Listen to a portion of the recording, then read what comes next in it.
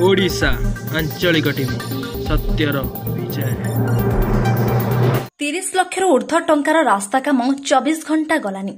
पटामुंडाई जलसंपद विभाग निम्नमानर पिचु कार्य असंतोष जनता।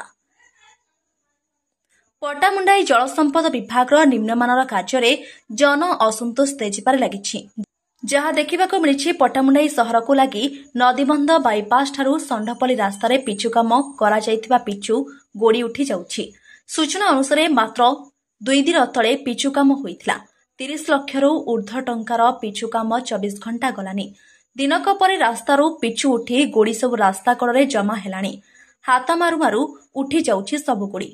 टिके भल करी देखंतु एही पिचु कामकू जहाकू आमे देखाउछु आपण मानकू। एटी प्रश्न उठुछि, सरकार लोकंक सुविधा पाई कोटी कोटी टंका खर्चरे रास्ता निर्माण करा जाउछि, हेले रास्तार पिचु 24 घंटा न जाउनु सबु पिचु गोड़ी उठी जाइछि। कार्य समय विभागीय जेई एसडीओ जदि उपस्थित रही तदारख करिथान्ते ताहाले एमिति खराब काम होई नथांता बोली अंचल लोके कहउछन्ति। षंढपल्ली ग्रामर समाजसेवी अशोक कुमार धड़ ए विषय अभियोग करନ୍ତି कि जेई एसडीओ और ठिकादारଙ୍କ मधुचंद्रिका पाई एभली काम खराब हेउछि। अलपुआ पाखर षंढपल्ली पर्यंत दैनिक ए रास्ता दे 10,000 लोक जीवा आसिबा करुवा बेले लक्षेरु अधिक लोक एही रास्तार उपरे जास करिबा पाई निर्भर करिथान्ति। एबे देखिबाकू बाकी रहिला ठिकादार रास्ता कामर टंका उठाई नेउछन्ति ना रास्ता काम पुनर्बार कराजिबा परे ठिकादारଙ୍କ टंका पेमेंट करा जाउछि ताहा तो समय कहिबो।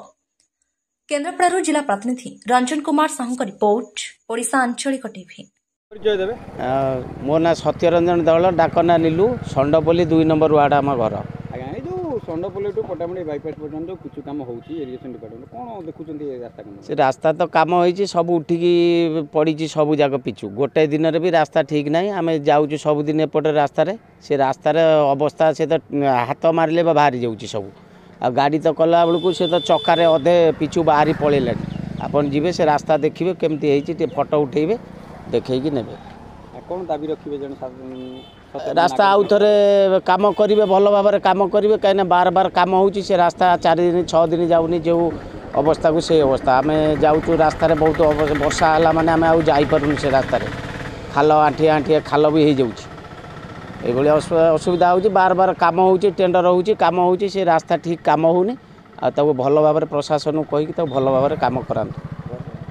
ना कोन ना कंबकंड सब आज्ञा कौन है रास्ता काम केमती रास्ता काम जहाँ होती आम तो देखुचु बाउंश बंधा है दी पटे लोक छाड़े नहीं लोक किए जापे नहीं कि देखिपारे नहीं से लोक आम जहाँ अन्न बंध पटे रही देखलु से ऑफिशियली डिपार्टमेंट लोक कई ना सी मन इच्छा कम कर जहाँ जना जाऊँगी से पिचु बोधे तो उठिला ए 4-5 दिन भितर सब उठीज आम भावुँ तुरंत आउ थे सरकार लक्ष लाख टका खर्च कर लोकों सुविधा कौटला बेले कहार अवहेलू आज ये घटना घटू ए जेई कंट्राक्टर सागर संपृक्त अच्छी बोधे आप कौन दाबी रखिए? आम दाबी रखुचे आउ थे से आउ थे कम हो जेई डिपार्टमेंट लोक उपस्थित रही भितर हो।